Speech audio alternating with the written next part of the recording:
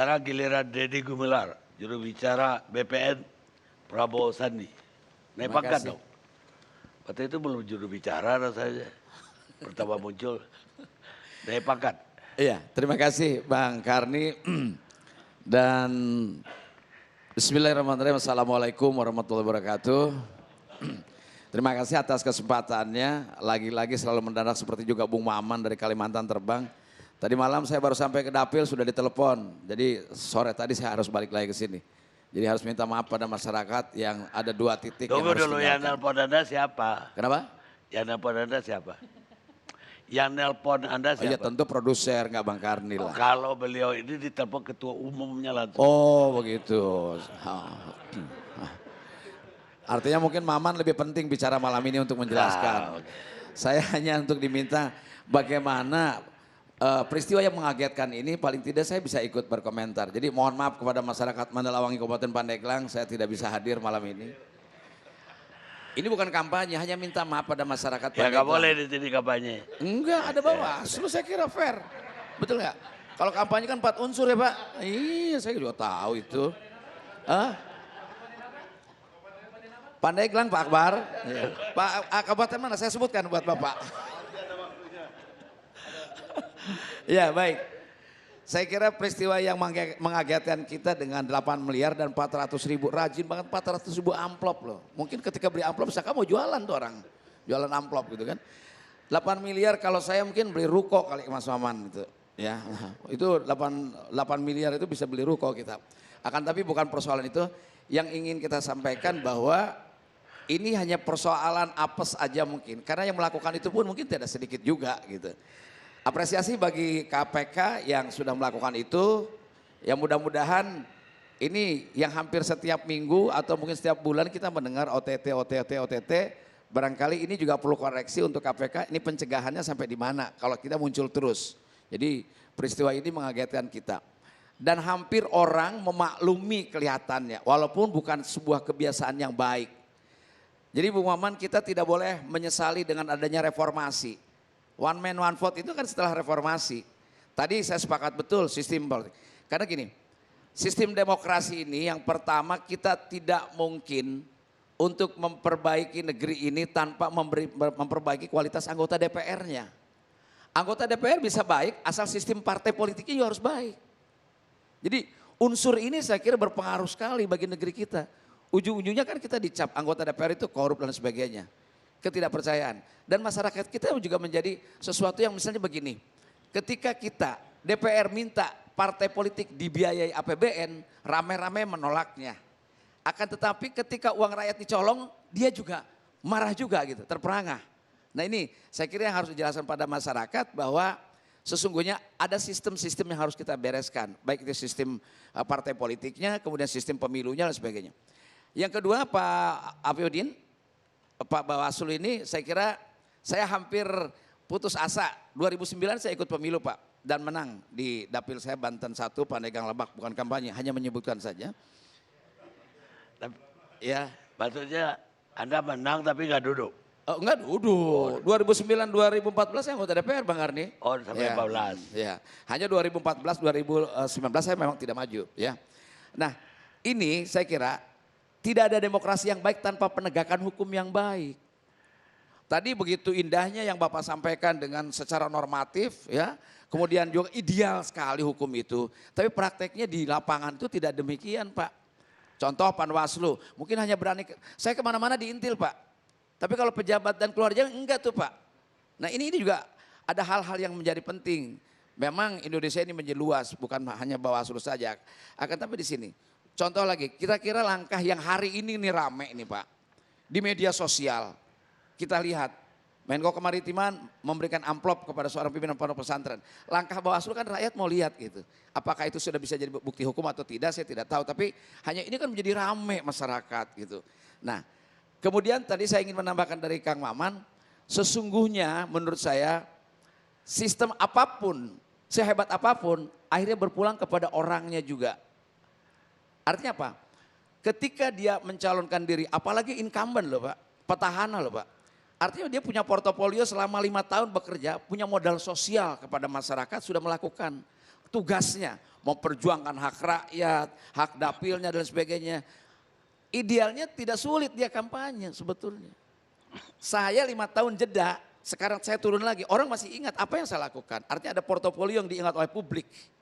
Bahkan ketika reses pun saya selalu kepada Sebastian Salang minta Formapi ikut, salah satunya ikut saya. Awasi saya.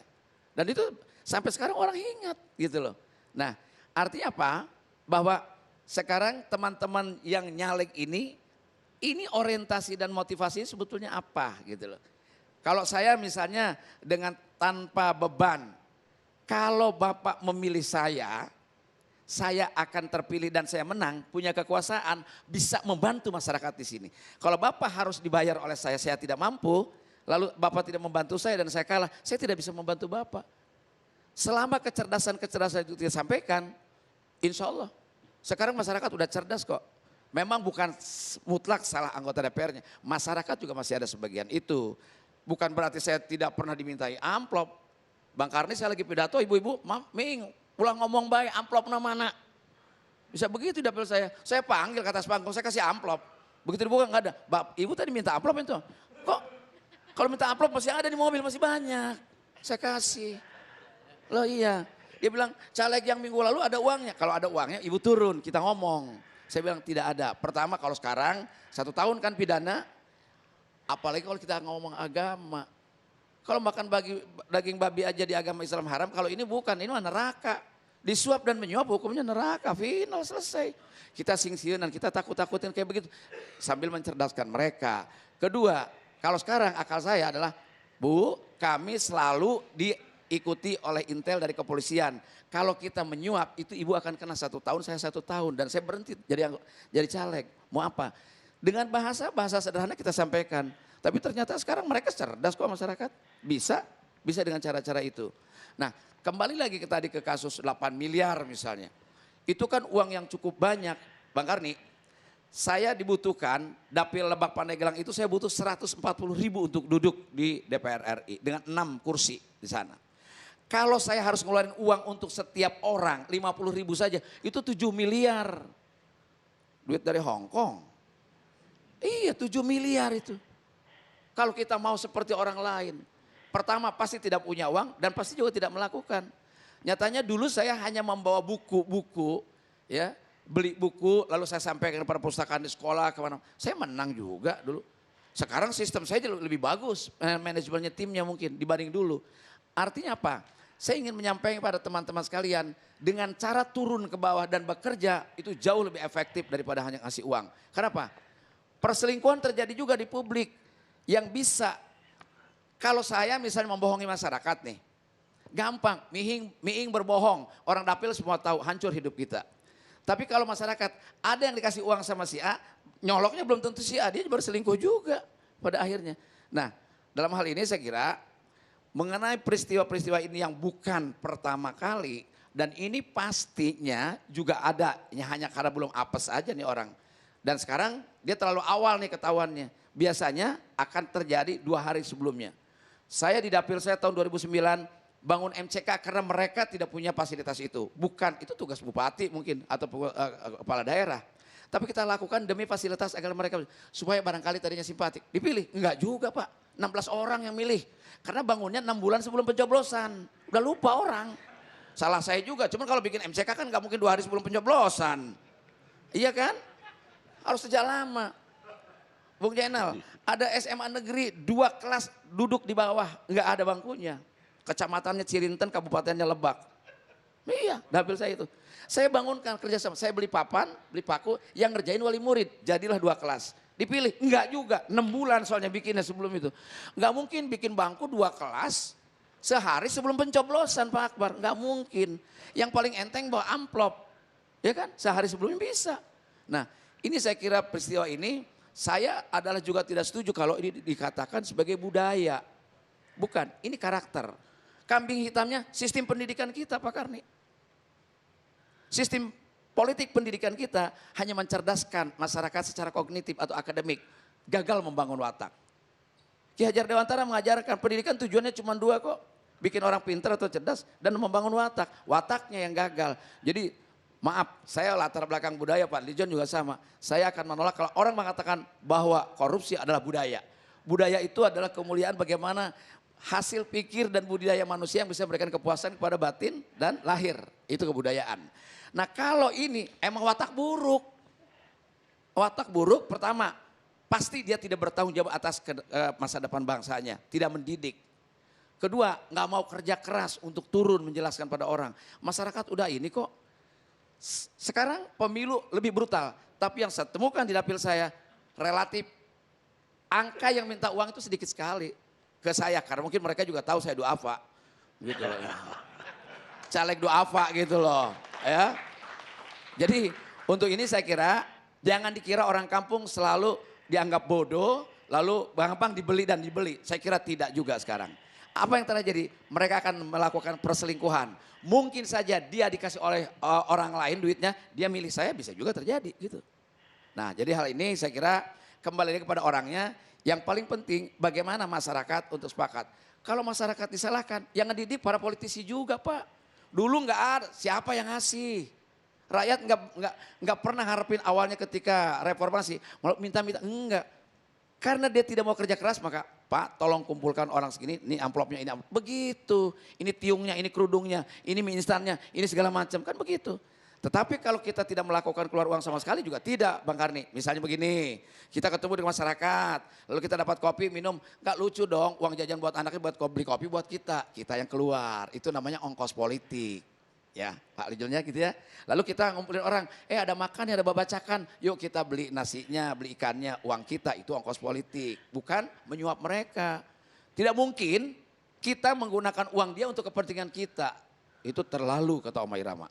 Jadi untuk hal itu saya kira saya hanya ingin berpendapat bahwa peristiwa macam ini Bang Karni kelihatannya senyum-senyum terus kalau lihat saya ngomong nih. Lucu. Dalam pikirannya ini narasumber yang satu ngomong apa Bukan. gitu. Dia bilang nggak kampanye, padahal kampanye juga. Cuma caranya itu nggak kerasa, ya terus saja. Iya. Bang, abang kan teman saya nggak minta uang sama abang aja udah bagus gitu. Ya minta slot dikit lah. Kalau cuma nyebut dapil aja kan nggak kampanye, ini ada Bawaslu lah saya. Kalau mau tangkap sekarang Pak, gitu loh. Masa cuma nyapa, halo orang Pandeglang, orang Lebak gitu. Masa gitu kampanye, cuma halo doang. Iya.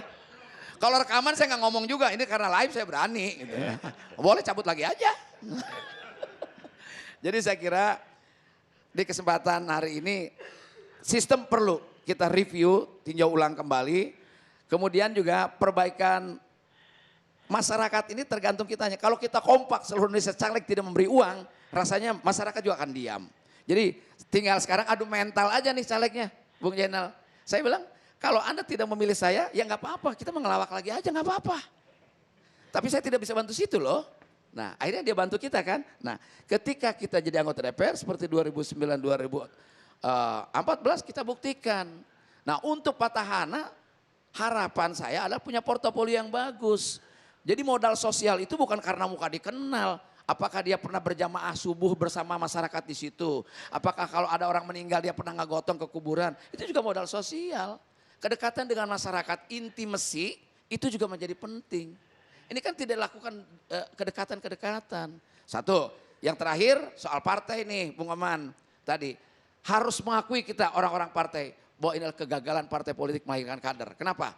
Injury time nggak ada caleg baru ngambil ada orang lain dan dia berduit. Ini yang masalahnya gitu loh. Demikian juga kalau misalnya mau pilkada sekian ribu kader kalau mau pilkada nyari untuk calon bupati setengah mati di partai. Begitu. Kenapa? Rata-rata nggak punya uang. Orang yang punya uang di sini. Itulah saya kira. Jadi yang punya kapital dia akan makin makmur dengan kekuasaan keekonominya dan kekuasaan politiknya. Itulah yang berbahaya. Iya justru itu yang berbahaya yang harus kita hindari gitu loh. Tapi saya ngomong-ngomong dulu tuh Anda bisa jadi DPR itu dari PDIP. Sekarang kok tiba-tiba jadi PAN. Perlu dijawab di sini Bang Karni? Iya, karena dulu kan berhasil. Betul. Jadi. Saya diajak Pak Taufik Mas almarhum, saya menjadi anggota DPR tahun 2009-2014.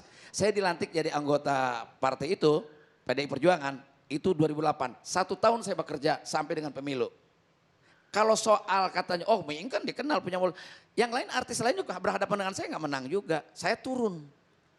Nyetir sendiri ke kampung-kampung. Jadi kalau ada orang bertanya kepada saya, dapil saya 61 kecamatan, Anda boleh tes saya satu-satu dan saya tahu situasinya. Begitu. Itu sudah 10 tahun yang lalu. Jadi ketika saya mengulang sekarang dengan jeda 5 tahun, orang masih ingat, Pak ini kobong dari Bapak pesantren. Pak ini ruangan ini dari Bapak. Dan Pak ada seorang perempuan guru SMK di Labuan, dia datang tergopoh-gopoh pada saya, Pak terima kasih S1 saya yang tanda tangan beasiswanya Bapak. Saya komisi 10 dulu Pak, bidang pendidikan Pak. Tapi mohon maaf, saya waktu itu saya nggak milih Bapak. Begitu aja udah. Kenapa? Saya nggak bisa sebutkan kenapa dia nggak milih saya. Enggak, maksud saya kenapa pindah ke PAN? Kenapa? Kenapa pindah ke PAN? Ya kehendak Allah.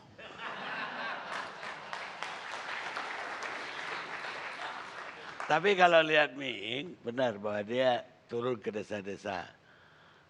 Tapi yang saya, Akbar Faisal juga wajahnya kucel banget. Pak Rizon agak pucat malam ini. Bang Karni. Tunggu dulu. Maman kok necis banget. Apa iya turun ke desa-desa bisa necis? Saya ini kan habis sakit Pak Karni, Oh. brewokan. Tapi kan mau tampil ILC kita tetap harus fresh dong Pak Karni. di Spesial. depan. Iya dong. Ya saya kira kita ini orang lapangan yang memang turun sehingga kita tahu sesungguhnya rakyat itu nggak bodoh-bodoh amat kok. Jangan salahkan rakyat bahwa itu bodoh lalu gampang disuap, enggak. Ketika kita kasih penjelasan mereka harus begini, mereka nurut juga kok. Selain Iba mungkin lihat saya, lalu yang keduanya adalah dia juga, oh iya begitu ya Pak Ming, begitu iya. Artinya kita ceraskan. Saya bilang saya bukan harus milih saya, tetapi kenapa Bapak Ibu harus memilih? Kita cerahkan dulu, setelah itu baru dia akan memilih, begitu. Dan satu hal saya kira demokrasi itu bukan hanya soal kalah dan menang. Ada ruang untuk melakukan perubahan terhadap orang lain dari kita. Jangan bermimpi rakyatnya bakal cerdas kalau calegnya sendiri bodoh. Saya kira itu, pasti itu. Kalau calegnya hanya apa? Ketika orang menyuap masyarakat, sesungguhnya dia tidak punya kompetensi apa-apa. Tidak percaya diri bahwa dia tidak akan dipilih kalau dia nggak nyuap. Gitu Pak. Ya, makasih.